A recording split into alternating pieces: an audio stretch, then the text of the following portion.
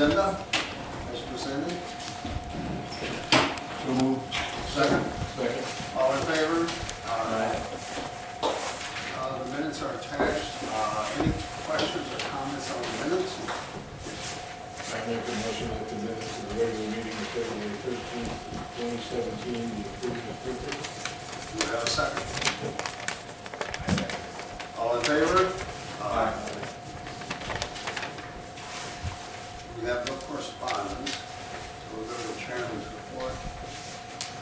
The tax collector's report is in here. If you have any questions, comments, concerns, as usual, it's sort of self-explanatory. If not, we'll move into our main event for the evening, presentations from the Board of Education, Shared Services, and Town Governments budgets. This is our first crack at it, first time we've seen it. And then, of course, we'll have a follow-up workshop to delve into the details and see if we can accept it. Everything is presented, hopefully. Brian, you're going to go first, I think. That would be just fine. So I tried to isolate a few things for you, or just kind of fill some context for you for the presentation for this evening.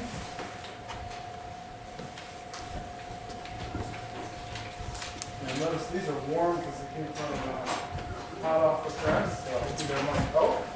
So it's a little cool in here. And there's one more time. Thank you.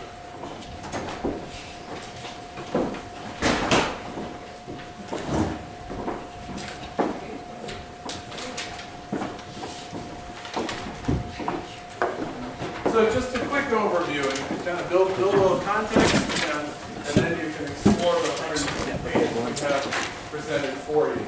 Thank you for the opportunity to speak. I appreciate all the support we received from the Board of Finance, and don't envy the position at all. Just to bring you into the line or up to speed of what we're up to these days. We have just completed a curriculum revision project that, with minor exceptions, has replaced the K-12 curriculum in a matter of 2 years. That's a very quick time frame, and the only reason I did it was because we have some extraordinary teachers who have put a lot of their time, energy, and passion into that program. And that's very exciting. You'll hear about some examples later, but we've also really focused our students on their problem solving, their ability to innovate, and their ability to have choice in their education. And we've done that because the world is changing around us, and as our students enter the global market and all those things, we know now that they will be reinventing their careers on a regular basis. The expectation is a career change every 3 years. In some parts of the country, every 5 years in other parts of the country. The expectation of just changing regularly is just part of what they're going to be coming into, is what we know now. We've also talked a lot about how we measure what our students are doing. When you measure how students are innovative, how they're creative, what does that look like? Because it doesn't necessarily show up on a test score, and yet it's extremely important to their success as adults in the world. And then we also have looked at our infrastructure and have some supports in place. There's a great deal of momentum in the district, and as long as you don't ask me to explain the physics model on the bottom of the page, we'll be in good shape, because I'm not sure how well I would do with that. You supported us to really increase the opportunity for our students to have a world language program. And we have taken and we did add a teacher into that program last year, which brought our program down to the elementary level, where students are exposed to not just language arts, but also to world languages, mostly the Spanish language, which we believe will not only help them be more literate, worldly literate, but also just expands their mind in terms of languages overall. And there's also some research about the intelligence support. One of the things I'd just like to hold out there is that while I was very excited about a new program coming in. The new program has actually had a massively positive influence on the form of the program we have. And the teachers have come together, really worked hard to really bring a much improved and really state-of-the-art program to our students, which we're very happy about. One of the ways we have our students share that they're, one example, just one, because I know we want to keep it quick. One of the examples of how we let our students show how they're innovating and how they're being creative is our new adoption of the World History Day.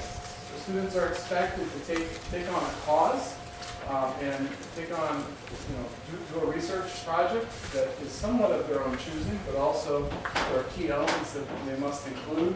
And instead of a diorama, which is what a lot of us, I grew up with, I speak for myself, to put out a product that is either on a website, a documentary, or a 3D presentation. Things that may have been possible years ago, but now our middle school students are doing to an amazing degree. If we didn't have to cancel tomorrow night's meeting, some of our students were going to bring some examples, and hopefully they'll bring them the next meeting.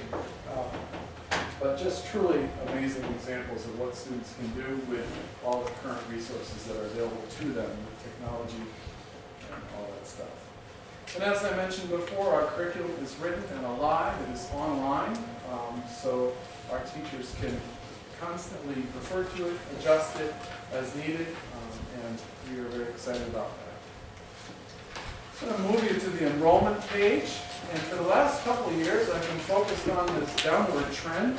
And I just want to tell you that we have had a shift. So just to clarify what these numbers are, if you get to the bubbles, which start the bubbles section, this is by school. The bubbles section is what we had for estimated for last year. And what you'll notice is that the brown bars right next to the bubble section in two of the schools is actually higher than we had anticipated. So that downward trend has started to level off. And as we've gone through this year, we've picked up a number of students. And you'll also see that while the middle school is decreasing because they lose the last class over 100 students, that the high school is continuing to pick up students. And some of that is the larger groups moving through, and some of that is students, we have had a number of students move into town this year. We had a small, I guess a minor downward bubble, indent, is that what we call those? And had a very small kindergarten class, but our current kindergarten class expected to come in next year is back up into the 70s. So that appears to have been a one-year stint. While you're considering all the students we serve, the students that are not in that graphic but are still students we support financially are our 24 students who go to magnet schools, and we pay their tuition. And while the tuition, the numbers of students going has decreased actually, the price of the tuition has increased. It's one of the ways the state is keeping their budgets flatter than they would be, is because we're paying more for the magnets now. And then we have students we transport for technical schools as well. So it's 31 students, and that is all high school, so it's about 8 to 9 students per grade. I wanted to give you, and this is really just mostly for your edification and not really just the context point, in terms of the longitudinal percentage increases. And what the blue line represents is what we actually spent. The orange was the actual budgeted. So, and just to give you an idea of where we've been for the past few years.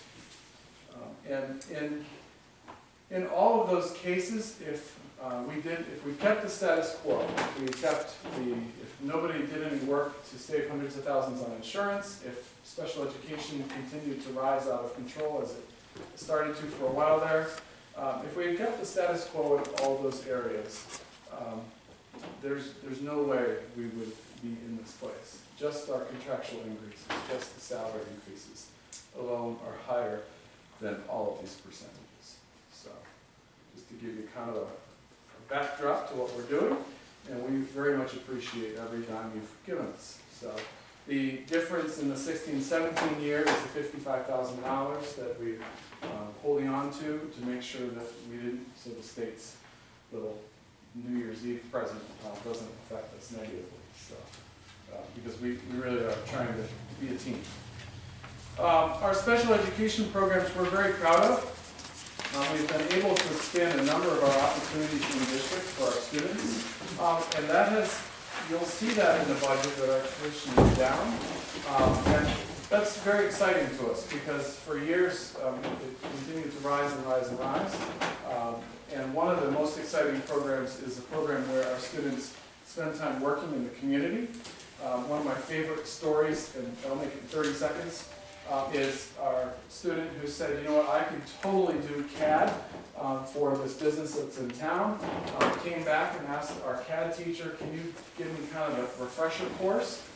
Just put his nose to the grindstone, so to speak, learned CAD, and now has an internship in one of our local businesses that uses AutoCAD on a regular basis. That student, while certainly having some challenges to work through in life, is that much farther ahead because of a program we were able to do. Something we wouldn't have been able to do had we not started to develop these kind of programs in our own schools. There's always talk of regionalization, and I just wanted to let you know so you can spread the good word. We have work to try to regionalize a number of our programs. Our cafeteria services now is a regional program with East Hampton, and we are very excited at this point.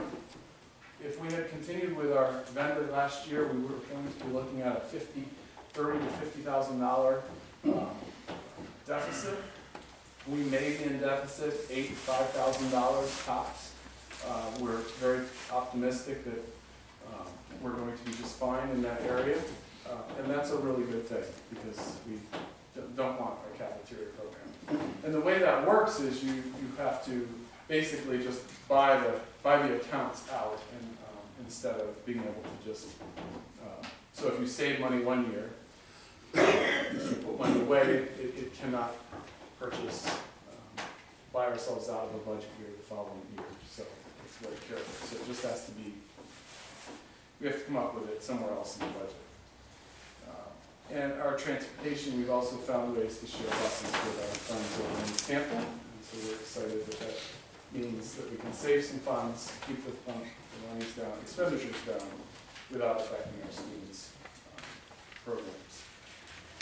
In this budget, we have one full-time teacher equivalent eliminated in this budget, and we believe we will do that through attrition, so we don't have to pay workers unemployment and all that stuff that happens when you do it the other way. And we also, we're in the midst of an RFP process, which we're hoping to get numbers back soon about, and hoping that our health insurance, which has been this is, 3 years ago, we would have loved to have been saying this, has been a saver, that our health insurance has stayed flat. We've had some good experience. I'd love to tell you it's because we've offered a wellness program, which we did, but I'm sure that it's a matter of a number of things, probably not our wellness. But, so we are hoping that that will be some additional savings that we can give you at some point, but we don't have those numbers yet. And as we go forward.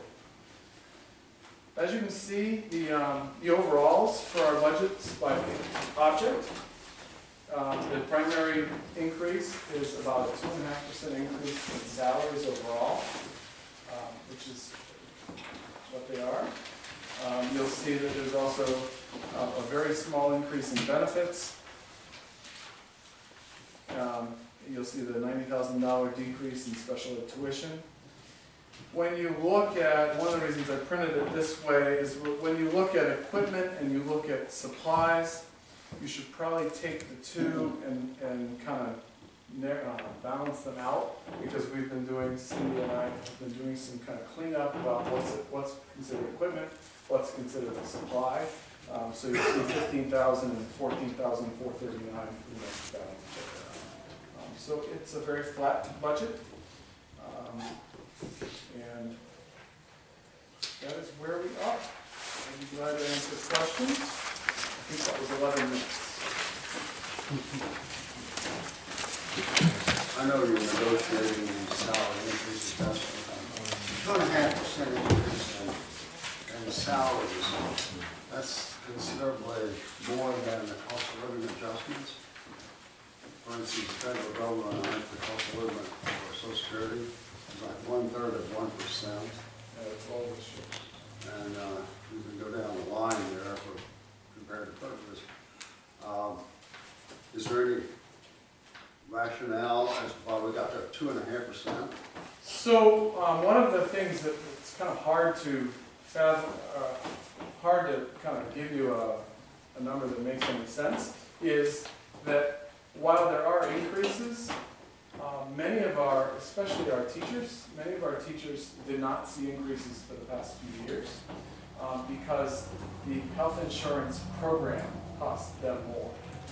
So part of the rationale is that there is an increase in salary.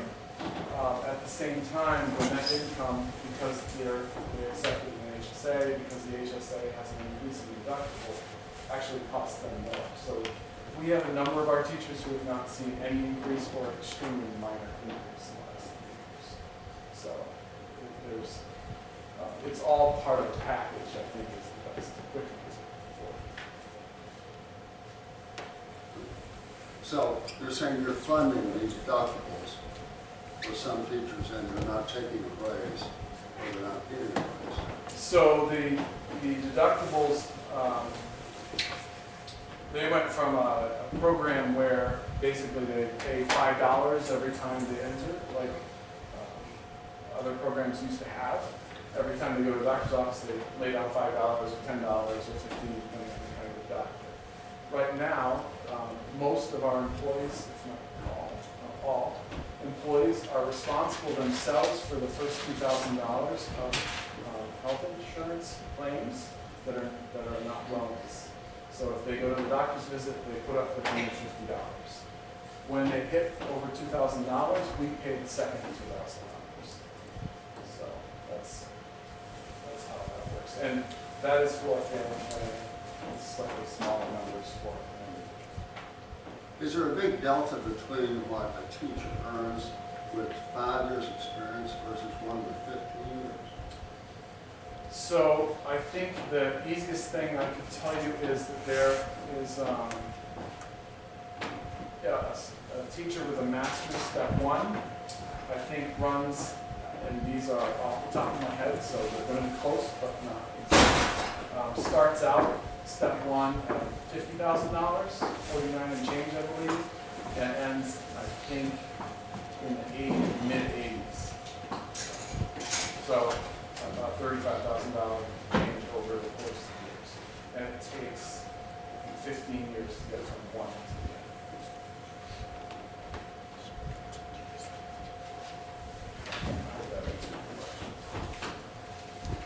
There's more details on the budget, in budget books.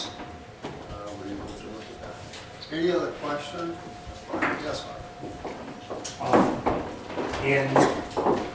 In recent years, you have been kind enough to supply us with the projected enrollments that I believe are offered by the state. And would you be in a position to provide those next Saturday?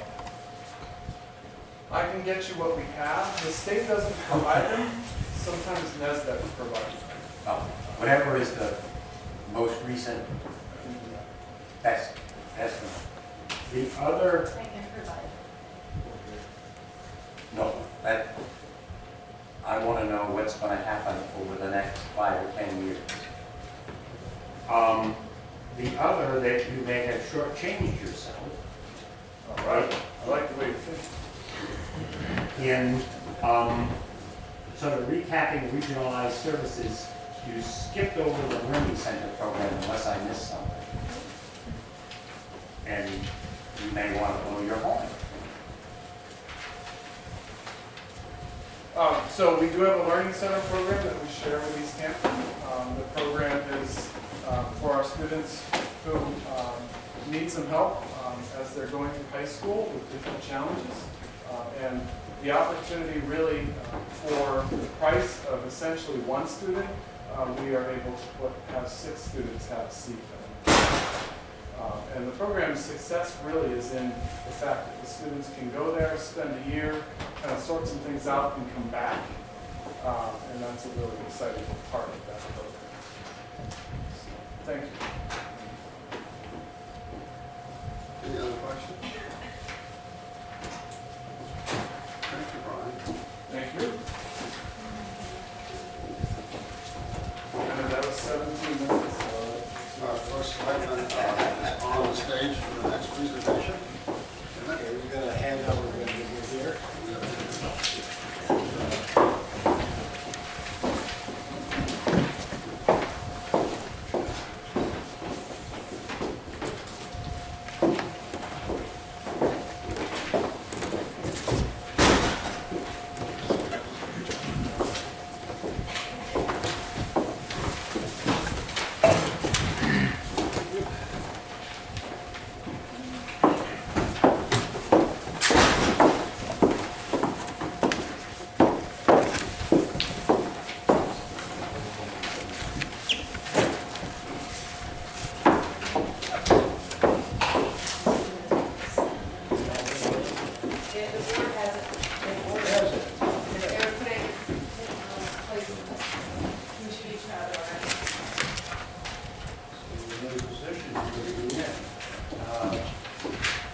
Goal of our budget is to keep these towns in a wonderful place to live, work, visit, and try to keep our short and long-term goals in order for the objectives.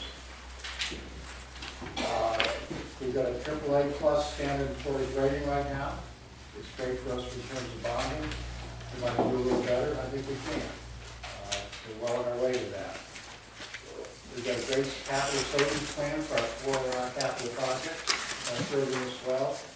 That's going to keep the taxes in line for us in the future. We've got a lot of opportunities. We're going to be moving into the old middle school, and we're looking forward to what happens in Nudis as a result, and what we might be able to do down in the village by the bridge. Some great opportunities there. We've got to take advantage of them. We've got to keep our public safety initiatives, to keep those going. We've got to improve our infrastructure. We've done a lot of work trying to maintain the town and make it look better. People want to live in a nice looking place. They're comfortable working there. They want to visit there. We've got something very, very special here. We want to maintain it. That's got to be one of our goals. Recreational opportunities for our town. We have lots of open space. We're an outdoor town. We want to have the kids outdoors, enjoying sports and doing stuff. We've got to have that working for us. We've got a tremendous senior center that Brad has been handling. It's doubled in terms of what it's doing. Growing fast and doing extremely well. We've got to keep that going. Got a word of caution for you here. The governor came out with his budget, which absolutely blew everybody's minds.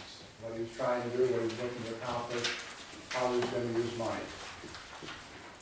We've been told during meetings, Senator Olson out of Sprague made it very clear at a CCM meeting the other day that what the governor proposed is probably not what it's going to look like when it's done. There may be some very big differences. And when you hear what I've got to offer, you're going to want big differences. Because it's not pretty. The current net impact of what the governor has is $1.8 million in lost state revenue for us. That's a tremendous amount of money. About 6% of our budget. And he's looking to do that to us. He used to say the whole state is up in arms about it. It's our hope and our understanding right now that that's going to change and this could be much, much less of an impact on us.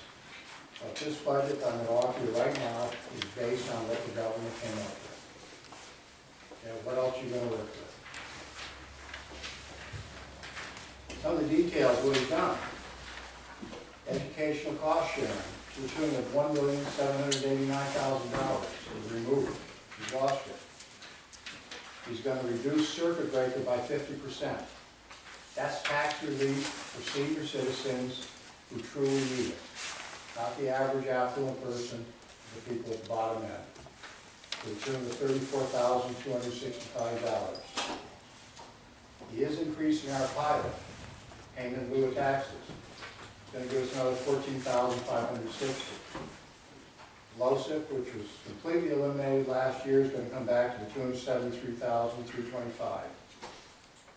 And then education, transportation is cut 100%, that's $53,290. The net impact is about $1,788,874 that we're not going to see from the state that we'd anticipated.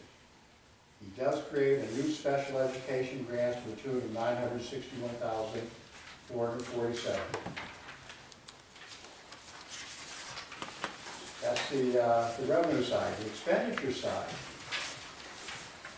he's going to go to 100% for the state troopers that we have. And he's going to add another $750 for every officer that he supervises. The 7 of them. Net impact is about $38,943. But that's going to cost us. One of his goals and his feeling that came out in the Mirror a month and a half ago as an article, and as part of the article he listed every town in the state and what we had for reserves and what we had for savings. Every single one. And made the comment that anything over 5% really probably was too much. And we have about, what, 14%? Roughly. Far too much in reserves. Of course, it gives us a wonderful bond rate when we go for bonding. But the government feels it's too much to have. He wants to, and the way he put it is contribute 1/3 of the employer's share of the actuarial cost of the teacher's retirement fund. Our share of that would be $1,016,006, doable as a check by December 31st of this year. We simply have to write a check to them. They've got a number of other things that are coming at us. The paramedic is perhaps a good measure at this point, or a good item. It's been intended to double this year. They're holding it constant. It's only going to be $9,126. It had been scheduled to go to $18,000. There were 2 or 3 others. There's about $25,676 for a total of $1,080,625. Big numbers we're losing. The state is really, really looking for the small towns to pick up the slack for what they are. Do you think that number's firm? None of these numbers are firm. As I said, this is the governor's proposal. Everything I'm hearing, that the legislature is going to work them over. There may be new stuff that's not there. We keep hearing about it every single day. And some of this may disappear, some of it may be much worse. We really don't know what's going to come out of this in the end. And that's one of the problems that we're confronted with putting this budget together. We don't know where we're going. We don't know what it's going to look like after the taxes are collected. Probably by the 27th of April, we'll have a pretty good idea of what's going to happen. And we'll talk about that in a moment. We get a lot of accomplishments. We have maintained that AAA plus bond rate. Shagbark Lumber is quite a funky road getting them going. They're in the process of putting their solar array in place. They do anticipate that it's going to be online by June when it's due, and then we'll be benefiting from that. So that's a real accomplishment for this year. Our elementary school renovations, one of the 4 capital projects, were finished, and they were finished under budget. We're wrapping that up right now, but that's a great project. Came off well. The Board of Ed, the Building Committee, and our superintendent, they all deserve a real pat on the back. They did a wonderful job. We're looking to partner with Haddam. I talk to Liz on a regular basis. the idea that the two sides of the river can work together and create something that's very attractive and very good for both towns. We keep hoping for a sidewalk across the bridge, something to let people get over there safely. The state has determined that it is feasible. The engineering on it can be done. And if we can find the money, they'll probably go along with us doing it, about $14 million. I think that's going to be a bit of a haul for us, or a bit of a reach. But they have indicated that it is possible. We're also looking to hire a joint coordinator, serve both our communities. We're looking to have just one economic development coordinator. And I think that would really work to bring the communities together and have us work closely in the future. We've got a couple of minor things. The transfer station is a source of constant complaint. Doesn't look good, it's a bit of a mess. It's being refurbished, new walls put up, new siding put up. The interior of the building's cleaned up. Should be a little bit more attractive and more presentable now, and a little more professional when you go up there. A couple of lesser items that have worked. We had Rolling Hills, which was a subdivision. Fell in hard times, was foreclosed, and the road never got completed. We've been kicking that ball down the road for the last 10 years. And the problem was it was bonded, but the cost of putting the road went through the roof. We were able to negotiate a deal with the people who foreclosed upon it. We got a considerable amount of money out of them, which really went a long way, along with the bonding, to pay for that road. It's complete now. It's no longer an issue for the town. It was only getting more expensive the longer it was out there. And with Kim Ellen down at the airport, he had proposed a scenic easement. When we read it, it really didn't work well for the town. There's no question that he had the right to do what he wanted with his property. And we got together with him, had several meetings with his lawyer, and negotiated a deal that's far more attractive to the town. Initially, the property was simply not going to be available for any use, for anyone to be on if the airport closed. It was just going to be open space, it was dead. Now it will be open to the public. It will be available. We can have a small museum, an educational center, some boat docks on it, athletic and recreational fields, hiking there. It would be a great opportunity for the town. And we have nice access to the river there. Something that we weren't going to have under the initial proposal. That worked out very well for us.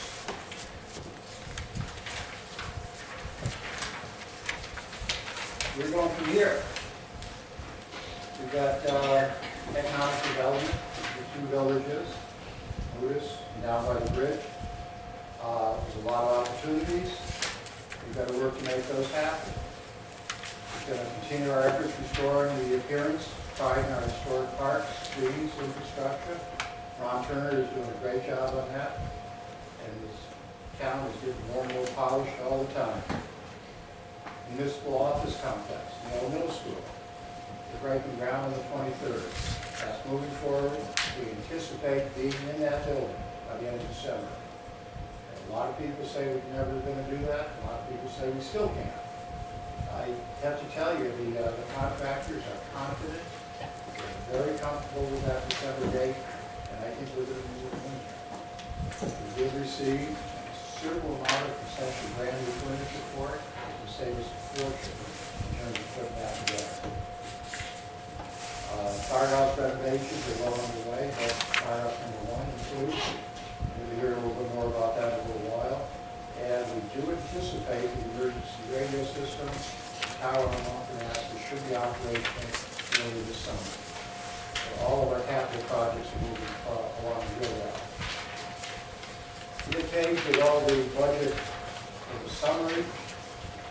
And the net effect, if you look at the bottom line on that, is $31,256,493. Dollar change is about $57,026. That's 0.2%. Not pretty good. I like that. It doesn't stay good though, unfortunately. If you look at it in a little more detail on the next page, town government. The grand total on that is about a 2.6% increase. Included in that, we're looking at about $112,000 to operate the new middle school for the second half of the fiscal year. That's 6 months worth. So, you see, the paramedic did hold at $9,126. Increased resident state trooper program, 100% funded. That's costing us $38,000, $943. And that includes $750 for each of the guys he supervises. Health and Social Services, Senior Center is experiencing 100% increase in participation. It's really booming down there. Any of you that might be old enough to go down and take a look at it, do it. I started doing that once in a while. Youth and Family Services is doing a great job. And our recreation, of the things we're looking at with the new municipal complex is that Tiffany's going to be able to get in there with Park and Rec, and we're going to have an after-school program, something that kids can be at and be, I don't want to say controlled, but they're going to be, watched over, they're going to be safe and comfortable, place to study, place to meet their friends, and not be getting into trouble. And that's something that I think is very important for us. We haven't had anything quite like that up till now. So the next page is the capital improvement page. This is some of the truth starts to come out. If you look down, if you see a grand total of 7.5% for change. That's pretty substantial. You have to keep in mind on that one that we're doing the Foxtown Bridge, it's out by the hop yard, and that the $750,000 is included in there will be repaid by the federal government. We're going to get that back. So it's not quite as bad as it looks. It's an 80-20 plan on that. Debt service on the next page is at minus 1.9%. That's moving in a good direction. You look at reserves on the page following that. I have about a 1.3% increase. And that's, there we go, $662,000 is $8,625 change. And we're maintaining the $100,000 a year for the Board of Ed, plus the remaining funds each year. And we've maintained discipline, it says here, of future capital projects, savings to offset the tax impact of the 4 major capital projects.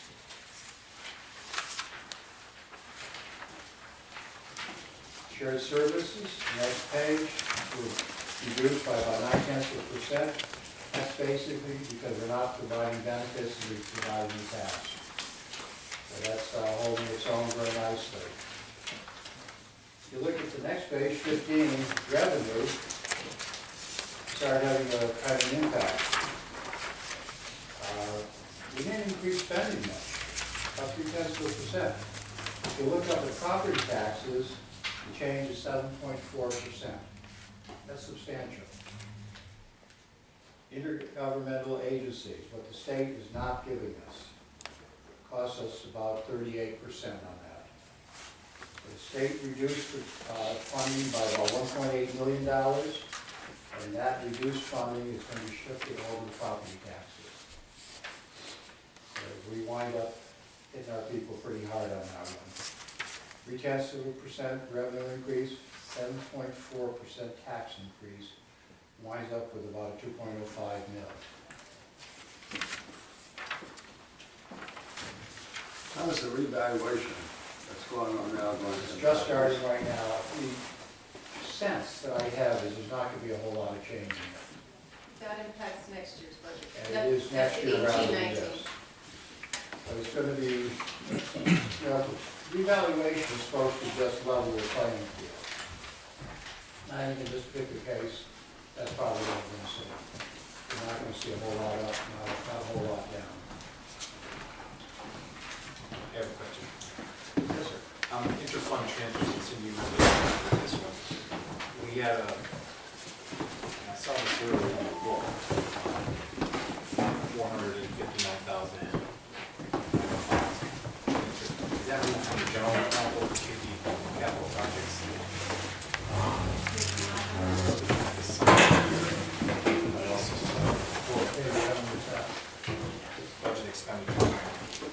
That was page 9. The interfund transfers, a lot of that big reduction is the reduction in capital. From, The general fund, last year we had, on the so you have that capital. number up to almost 15%. You're bringing that down to avoid having that taken away from us. No, this is money, interfund transfers, these are all the monies going into reserves, capital projects, and shared services. So those are all the fund transfers out of the general fund. The reduction represents, and if you look at the capital page, the reduction is largely due to, so if you go to capital, which is page 11, you look at the note, the general fund support for capital because of the governor's budget is down $492,000. That is taking next year. So last year we did about 520-something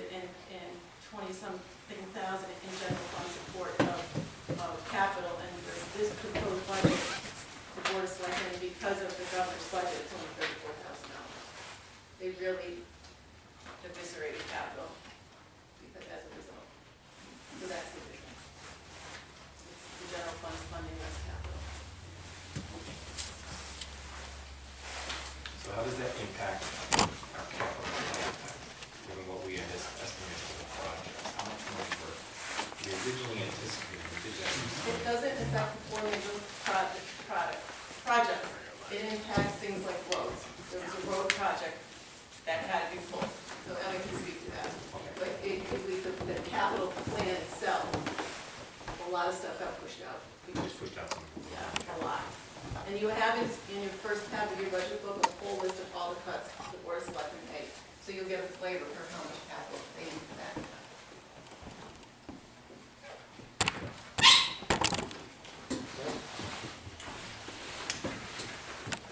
Future, what are we looking at?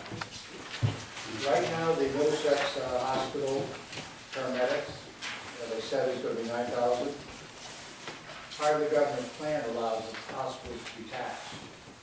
If they're taxed, that may change. The Chatham Health District, and a lot of proposals about our health district, a lot of confusion.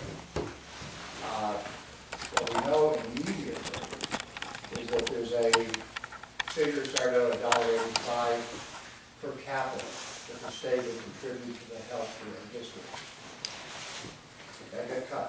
They cut again. They thought it was going to hold at $1.64. The budget was based on $1.64 per capita coming from the state. They dropped it to $1.48. So we'll see in there, I think it's about $99,000 for Chatham Health. Probably going to be another couple of $1,000s, because all of a sudden they've been whacked with $10,000 and not going to get. And there's a lot of backdoor stuff going on. Regional health centers is a completely separate item. About 6 weeks ago, all of a sudden there was a proposal. We're going to get rid of our health districts, and we're going to just have 8 or 9 of them in the state. And everybody's going to have to belong. And they're going to be essentially run by the state. And what they wanted was 1.5% of your annual budget. That amounted for us to $468,000. Our current cost with Chatham is about $99,000. That's a body blow. That disappeared. Then they came up with a bill, House Bill 7170. That got debated in the House and has been essentially killed. But talking to Senator Olson, she put it very simply. She said, yeah, we're going to kill it. At 5 minutes to 12, it's going to be back attached to something we have to pass. And at this moment, there was no dollar amount attached to it. But there is the potential for that $468,000 to pop up again. And we may end up having fun. it's been a very incredible roller coaster, trying to sort this out and understand what's going on and deal with what the governor has proposed. And I've heard lots of theories about why or where it came from or what's happening. We've got the problem right now. We really don't know how to budget. If a lot of this goes away, as some people are saying it will, we may be overtaxing our people pretty badly. We cut a lot of projects and push things off into the future that maybe we didn't need to. At the same time, if they do all go through, we have to figure out how we're going to do it. We put it all in the two tax bills we've got. We do a supplemental somewhere out there for that $1,016,000. How are we going to handle it? Lots of different ways to approach it and the impact on the people. We really won't have a good grip on what's going to happen until taxes have been collected and the state has an idea of what they've got to work with. And my own guess is they're going to have less than they expect. That seems to have been pretty consistently the case year after year. Right now, we're scheduled for a public hearing on April 18th, town meeting on May 2nd, and a referendum on May 16th. The proposal has been made in the House and the Senate to grant 3 extra weeks for the budgeting process. Now, for us, it doesn't really matter because we can do whatever we want, budget in whatever order, whatever time we want, so long as it goes in a timely fashion.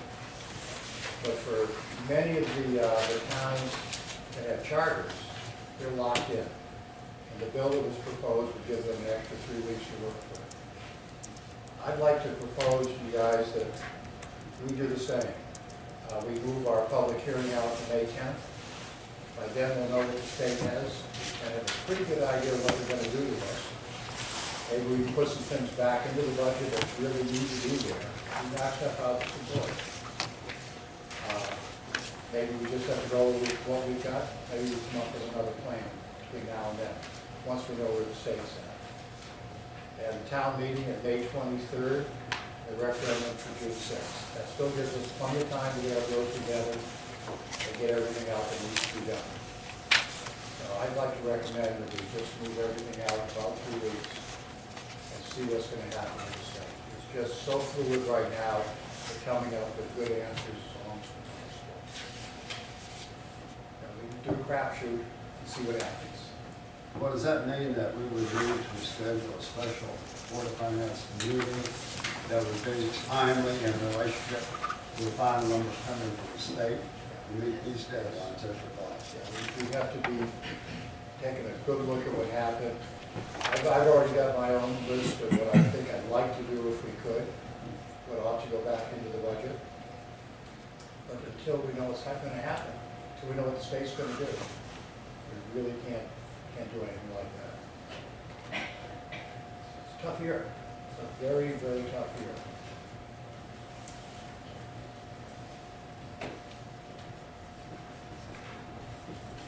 Any questions? Harvey?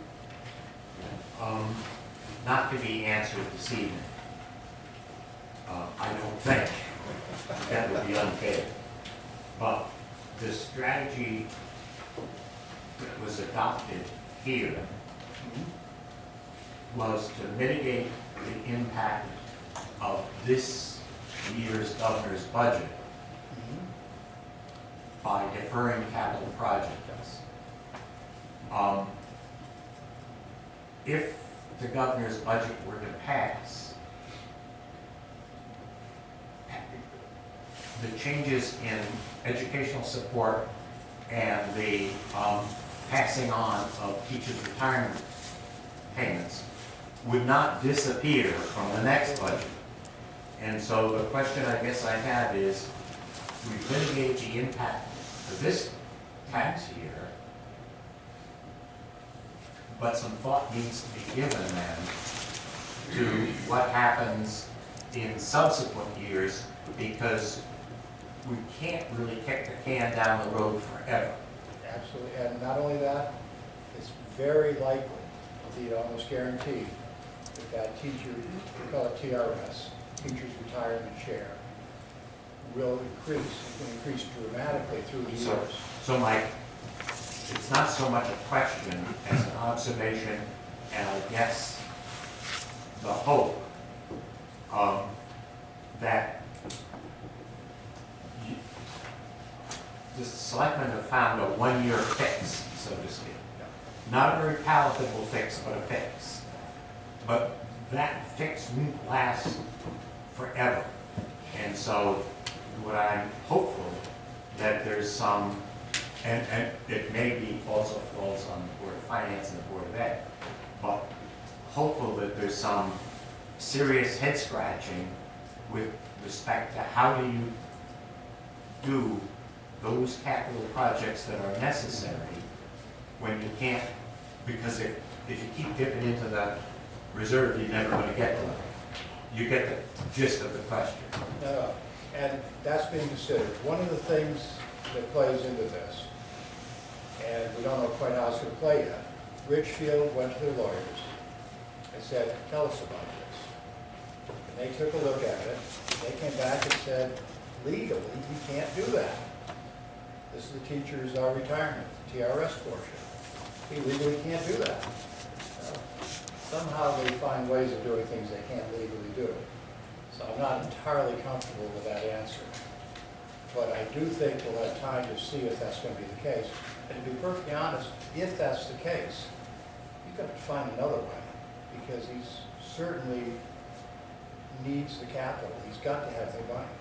It's got to come from somewhere. And, you know, if it doesn't come this year, it's going to have to come soon. So something's going to happen. But at least we'll have time to try to sort that out and make it work. And that's really all we're doing, is buying a little bit of time now to find out how it's all going to happen. Look, I guess what I'm, And you're absolutely right. I guess what I'm suggesting is that we ought to use the time that we've bought productively to figure out how we're going to cope with the next budget cycles and. No question about it. No question whatsoever. Oh, thank you. Because that's, I think, in all of our minds going, where do we go from here? How do we deal with this? What happens down the road? It's not going to be easy. Connecticut has, I think, for 40 years, been kicking the can down the road. And we reached suddenly a point where we can't kick it anymore. And we've got to deal with it. And it's all the bigger because we didn't deal with it 20 years ago or 25 years ago when we could have. That doesn't change the problem that we have right now. Well, it comes to that measure of time where something has to happen at the state that says, we've got to reduce costs. And I don't see that they're ready to do that. They're just saying, there's more money that we need, so we're going to pass it on. There's a wonderful graph, and I can only describe it, the CCM has come up with. It goes back to about 2008. And you see two lines like this. And this is revenue, this is spending. And they just keep going like this. If in 1 year, they would just put a lid on it, make the lines connect, and maybe do a little better than connect, it wouldn't take a lot to do that. Just not spending any more than you did last year. And then the two lines could work together from there on out. But in the 8 years that are shown on this graph, it hasn't happened yet. It's going to take some willpower and some willingness to do what's right up in Hartford. I hope we have that. I know, it could come in bits and pieces. You see the state, just like we see it, they give us the money that they don't have. And they spend millions of dollars on guardrails on roads that aren't necessary. We got a grant, you know, for $2,000 for neglected cemeteries. And that's just one town. What about the other 129? I can't agree with you more. There has to be a change in the whole mindset of the state. And in the process, we're losing one important business after another. We are. And to caution the board and people who have the handout, it's not going to match up to the governor, because the governor has a different baseline. The state has cut us several times this year, and they're starting at their bottom after all the cuts. Our budget wasn't built on that. So we're further in the hole than the state is projecting because of all the impacts this year. May I piggyback with Harvey's question? So the capital projects that have been delayed, we're still funding toward those, correct? We just pushed out the dates. Some have and some haven't. So with all things being equal, to kind of answer your question, if we raise the taxes by the amount that the deficit appears, it'll be, and everything stays the same next year, then we won't have to come up with another fix in the following year because the revenues will be equal to the increase. Except for these, whatever it is that just seems to be missing. Do you see where I'm going on that? It's not, it doesn't appear to me that it's a one-time fix, it's just that this budget transfers, it's based on us saying we just have to increase property taxes by 7.5%. But we only do that by deferring these projects. But we're funding the project, so we're deferring. Not at the rate that we should be, I don't think. Correct, but the ones, to answer Bill's question though, we would have adjusted for what the state has done this year, and then next year we'd be looking at it. But the more you defer, maybe now we're paying me a lot more later. Agreed. In your first section of your budget, you can see everything that was worked out. So when you consider. One of the things is, we don't know what the legislature is going to do. We don't know how much of this proposed budget that the governor came up with is actually going to fly. And I think we have to have a sense of that before we can even begin to know what to do about it. Absolutely. And that's what we're buying right now, is the time to find out what's really going to happen, get a sense of what the future might hold, and then we can figure out how we're going to solve it. That brings me. I was just saying, if nothing changes up in Hartford, do we have another list of items we can take out of the budget? I mean, it's gonna be a hard sell. We have taken everything out of the budget you can possibly imagine, many things we should not have. And I won't argue with that for a minute. This is absolute bare bones, and it shouldn't be there, but it is. My hope is that the legislature is going to make some corrections sufficient so that we can reintroduce one or two things that really ought to be there. And push them off, I don't like it, and people are having it pushed off on them, they don't like it.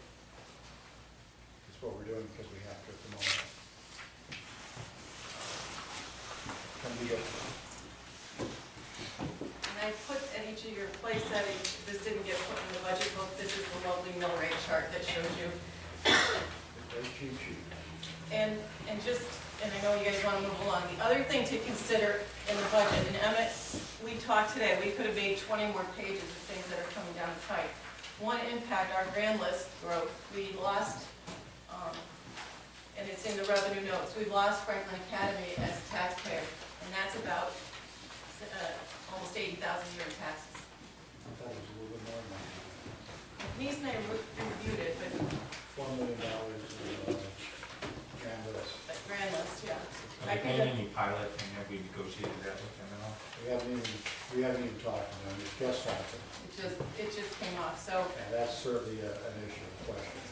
so that grand, we lost the growth, so that kind of offset any growth we had. There's small, if I remember correctly, small growth in the grand list. Not substantial, but there's some growth there. So we have a quagmire that we're trying to resolve and make a decision on the budget. But we don't know what the numbers are going to be. So my question comes back to our workshop coming Saturday. Is it wise to postpone that?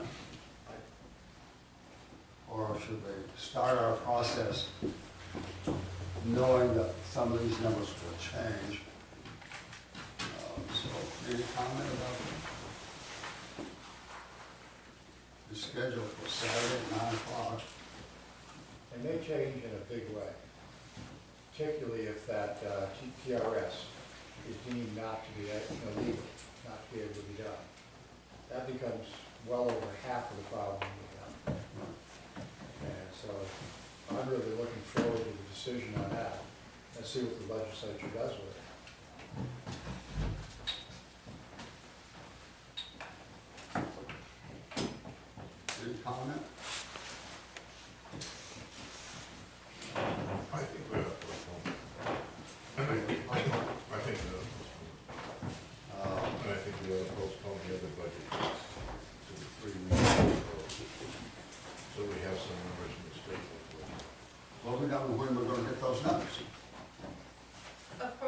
positions in finance that have to release their budgets by one, I think is, Emmett and I disagree, not disagree, but we don't It's either totally the agree. 20th or 27th of There's April. one is the 20th, 27th, the other by the 28th. So they have to release their budgets by that Friday.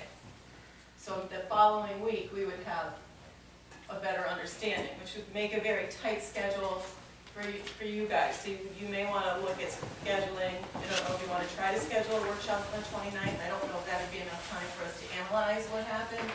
Maybe have a special meeting on May 1st or 2nd to review. Refresh my memory, what happens now, we push things out a little bit in our budget, let's say it doesn't pass, and it doesn't for a little while, what happens, what are the ramifications of that? We've discussed that at length. I've got some experience from back about 25 years ago. It's very difficult to get a budget passed once the seasonal people are replaced. They have very little sympathy for the town and certainly no interest in increasing their taxes. And we went one whole summer, way back when, trying, and finally in September, we were able to pass the budget. It was the last opportunity before state statute kicked in, and we had to live with the previous year's budget. So is that a technique we can use and then just expect to get this revenue from the state? So if you do not have a budget passed after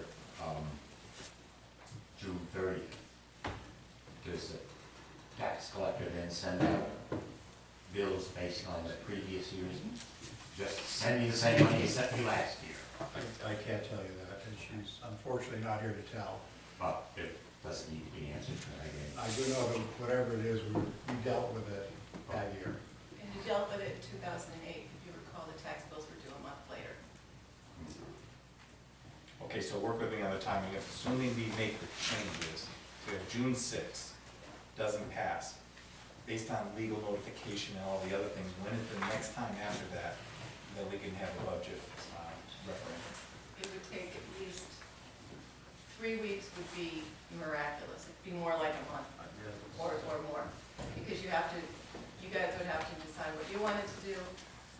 Let's assume we can all agree, fastest time, let's say right away, we need right away. Then it has So to June 6th, what's the fastest time we can have another Or meeting? Because I have a work, select- my concern is that we leave no option. When budgets have failed in the past, as Sue's here, she can jump in. We've gone back to another town, do we take it back to town meeting? So you have to go back to town meeting. You have to, I believe we held a second public hearing. You have to, so it's a whole reset. One of the things we had talked about, and quite frankly, in getting all this to you, we didn't have time, is to look at establishing a budget timeline if it fails. So that when you move forward, you know that if this doesn't happen, we're all geared up for the next round and have all those dates established.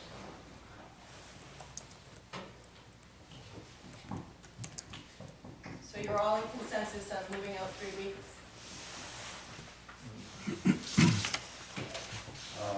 I think that, well, we'll vote on that, right? We need to vote? It would be helpful if you did.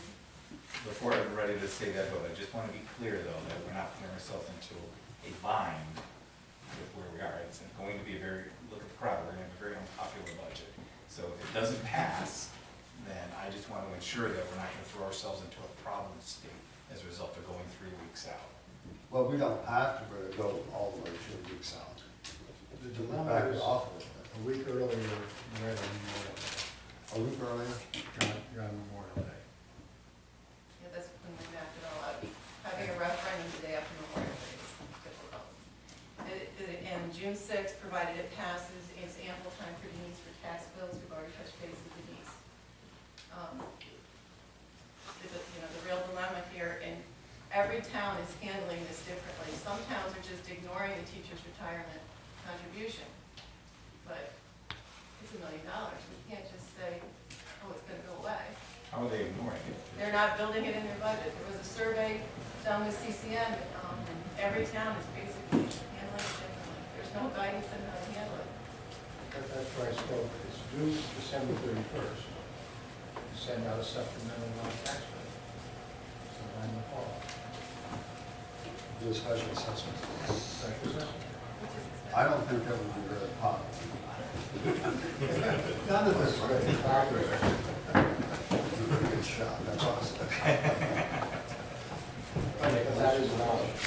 And we thought about that.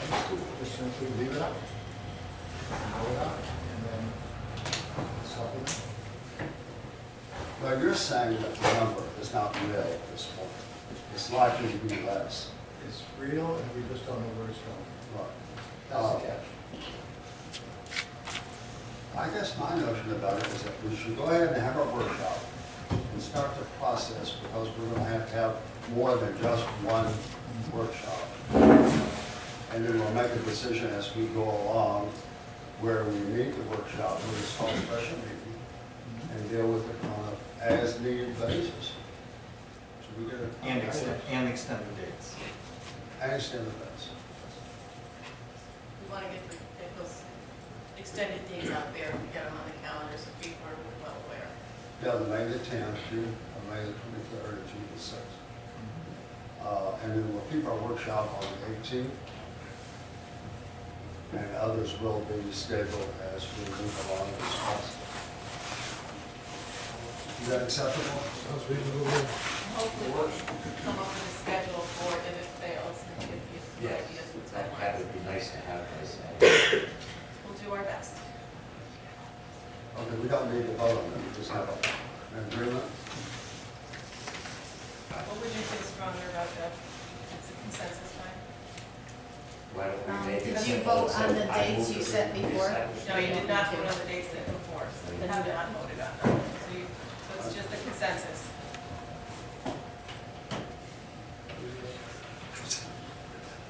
Arby, are you okay to just consent?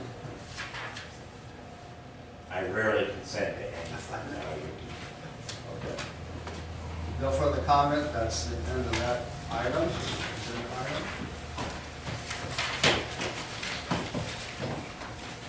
First selectmen's report on the shared services. Do you have any highlights to address there?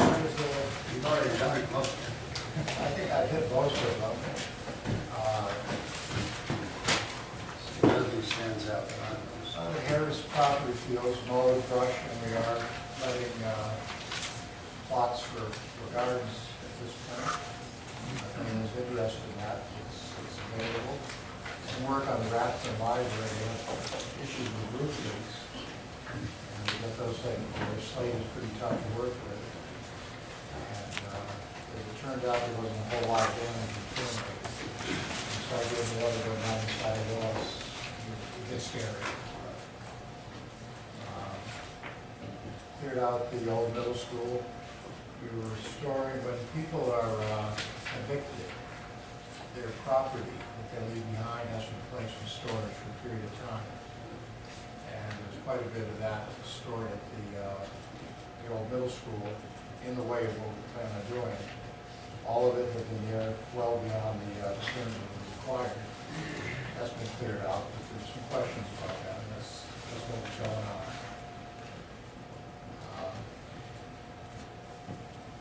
We've done that in spades. Any question or comment? That's about it. Finance Director's report. I will update the budget. Yes. Any reports from the liaisons? Now we have an opportunity for guests in the audience to ask questions, make comments, recommendations, or yes, ma'am. I have a couple of questions and comments. The Board of Education budget, a 2.5% increase in salaries would be fantastic. I'm on Social Security. Last year, there was no cost of living increase. This year, it's pennies. We're looking at, yet again, another tax increase to the residents of this town. I've lived in this town a long time, and constantly being done on the back of the taxpayer. I don't see any new revenue sources coming in, businesses being ported, nothing. It's constantly on the taxpayer. There's more foreclosure signs going up every day in this town. Drive down Mount Parnassus. They put one up today.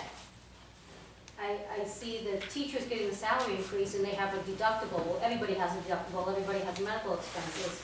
I think if you look at this budget, there's places where it can absolutely be cut and it will hurt people. I think this, for 8 years, we've been told that the school system is gonna hire a math specialist for the high school because our kids graduate, go to college, and have to take remedial math. I don't know if that's been put back in the budget. There's still the issue with books. I think that's more important than a teacher's 2.5% increase. Personally, my kids, one graduated here, one we pulled, and went to a private school. I would like to see the public school system succeed in this town because the town needs a school system. As far as the Board of the town side, we keep raising taxes on people. You have this predominantly town that has elderly residents. We've cut the meals to the senior center. They have to pay for them now. And CRT is being flat funded yet again, so we're gonna be at that same place where we are now for the seniors, and there's another tax increase. I just think that you need to take the opportunity to do workshops and go by this line by line and see where, I mean, you can always find some place. When you do it in your own personal budget, you do it when you're planning things out. We need to really see what we need and what we don't need, because this budget is not gonna fly with a 7% tax increase again. People are tired of it year after year after year. And like I said, I've been here a long time. My husband's retired. I'm on Social Security. Enough. Stop trying to balance everything on the taxpayers. We need to be bringing businesses in here. We need to get another revenue source. Thank you. Other comment, question? Todd Gelston, yes, I got one question. Rolling Hills subdivision, we fixed the road for them, right? Those paid? Yep. Okay. Are there any more liabilities like that in town of Haddam? So there's no more roads. First question I asked is, are there any more like that out there? There aren't. Good. Yeah. I have a comment.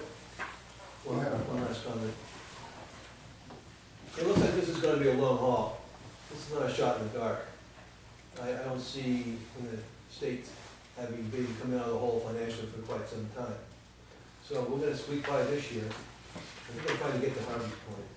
We're gonna try to squeak by next year, or the year after. As a taxpayer in the town of East Haddam, I would pay a good piece of taxes for the town. But I believe taxes are important. That's a death in taxes. Absolutely necessary. But I'm a little scared of seeing a 7% increase this year. And what about next year after? And I think this is going to be a perturbation where the towns in East and Connecticut have to push back. We can't be an easy mark. You know, as we all know, the best way to control taxation anywhere, municipalities, state, federal government, is to control spending. It's far easier than getting more revenue. And if the government thinks that we're a well, we can dip into it at will, that's going to stop. And it's probably going to take some resistance on the part of the towns, like these towns are ignoring the teacher's pension. We're trying to make a statement.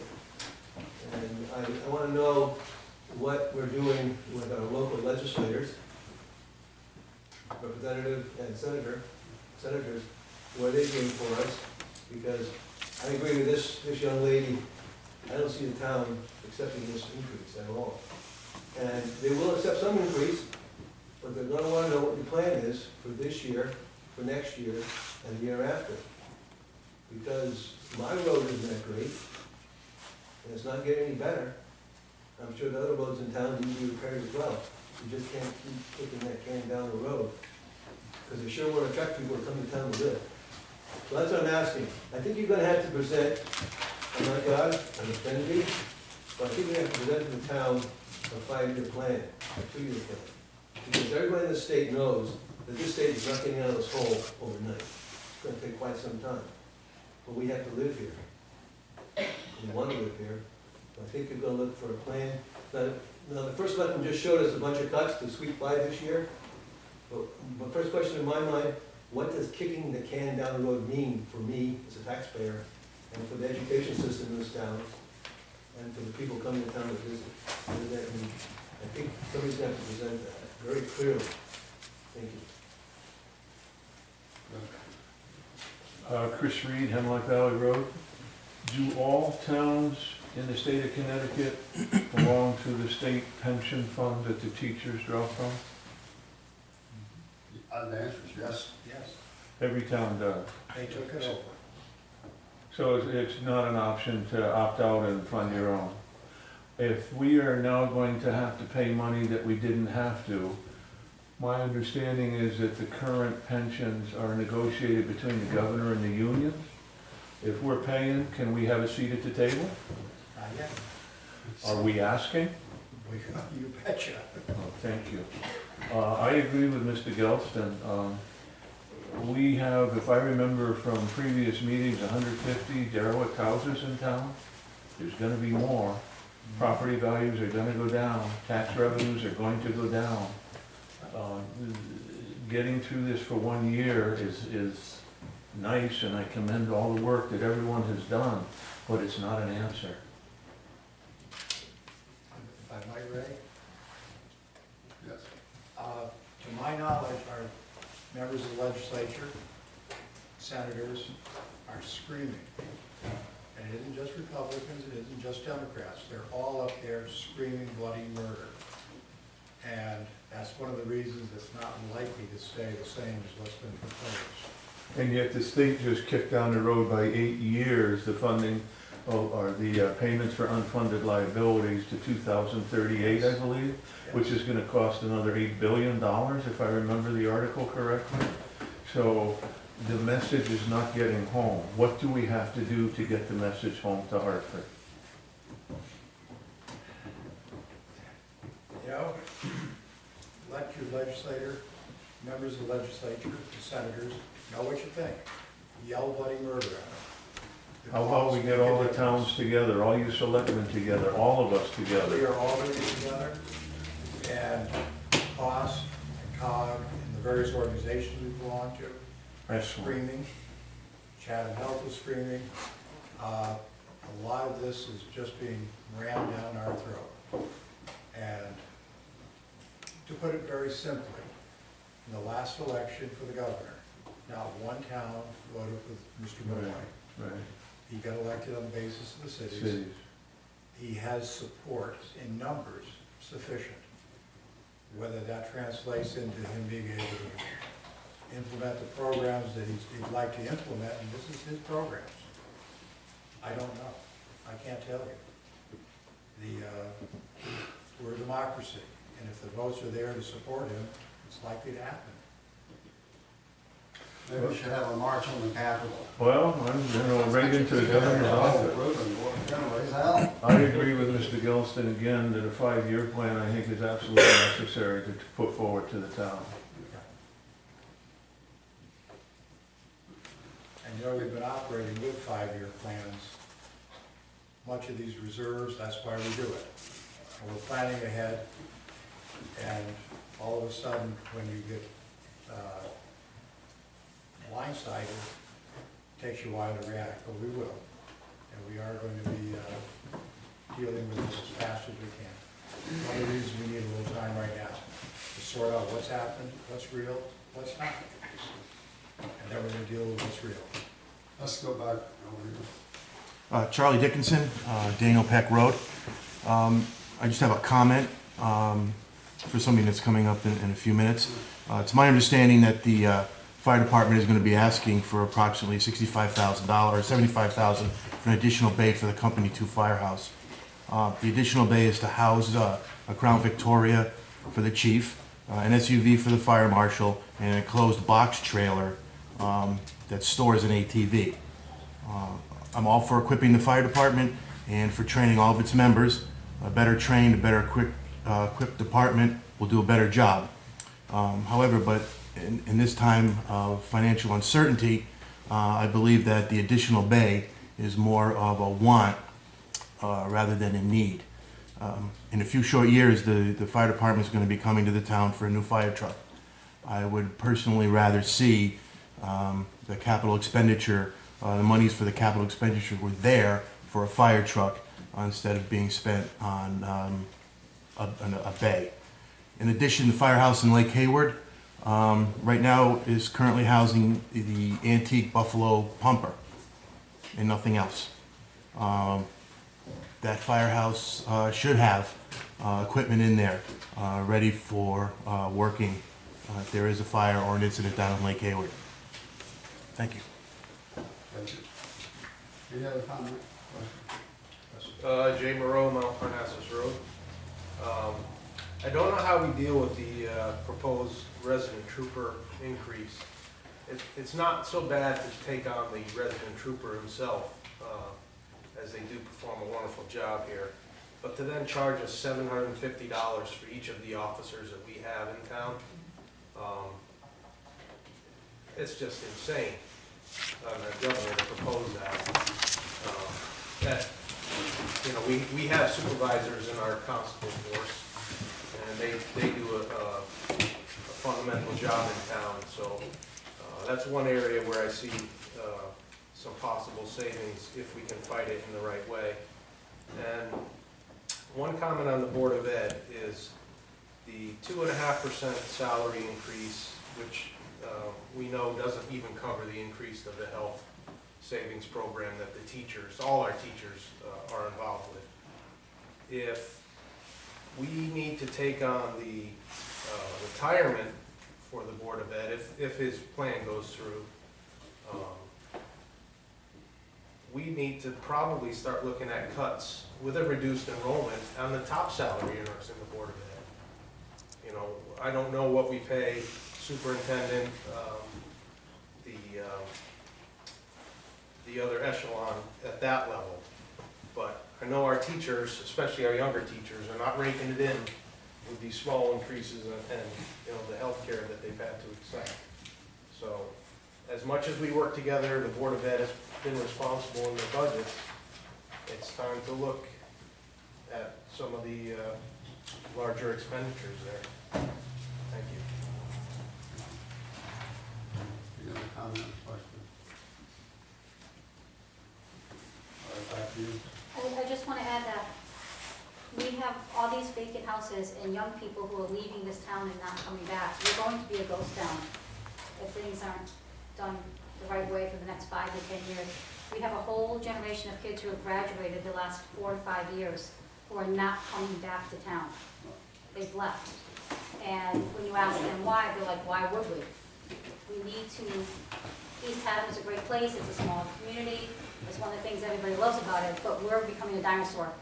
And we need to find a way to move this town forward and control the spending.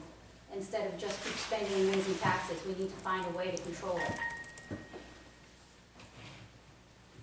I think I'll close the public comment at this point because we have additional agenda items we need to focus on. And you're welcome to come to the workshop. It's going to be at the senior citizen. It starts at 9 o'clock in the morning. And that's this coming Saturday. We appreciate your comments. We'll take those into consideration. And the new business, well, there's no old business, so we'll go directly to new business. There's a library grant application. You've seen the material in your packets. Would someone like to ask a question or comment about that? And or make a motion that we approve it? I make a motion. I authorize East Haddam Library System to apply for the Jack Keats Foundation grant up to $500. There's no matching funds from the town. I second it. All in favor? Aye. Motion passed. Item B is the fire department capital reserve request. And Rachel and Bob, if you don't mind, you're the last one. In your packet, I think you will receive the narrative from the chief.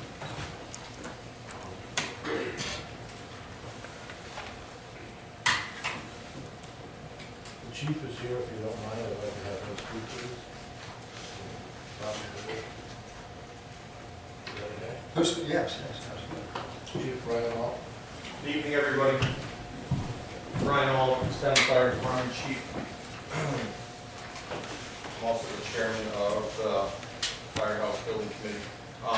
In a nutshell, we kind of talked about it at the selectmen meeting, which is selecting we're in favor of is taking out of our capital reserve fund $103,720 for the additional bay for Firehouse Company number 2, as well as our vehicle exhaust system. Now, with that, we have 5 pieces of apparatus that are currently outside.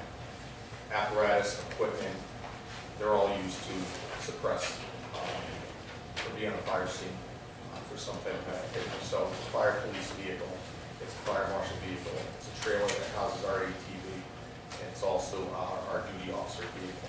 We estimated about $100,000 for all equipment that is currently outside. Now, we want to protect our investment from obviously vandalism, the weather, and upkeep of maintenance costs. So with that, I'm asking that you endorse the proposed $103,720 from our capital reserve. Hey, Brandon, if I may, on the 3rd page of your handout, we looked at the fire department's capital reserves because we are saving for a fire truck. So we forecasted the projected balance right now at the end of this year is $237,000. Money gets added each year to the budget process. So we're projecting, as long as we stay with the discipline we've had for the reserve, that when it's time for them to purchase the next vehicle, there's more than ample money in there. And the Board of Selectmen has endorsed this idea. Any other question or comment?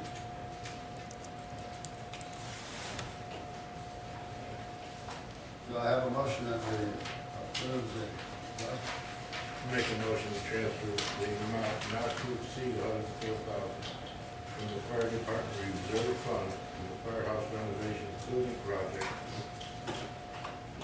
Paragraph 33 there, that was okay. Yeah, for the purpose of adding an additional bay for the corresponding vehicle exhaust system, and to request the Board of Selectmen schedule a town meeting for approval. do we have a second? Second. All in favor? Aye. Motion passed.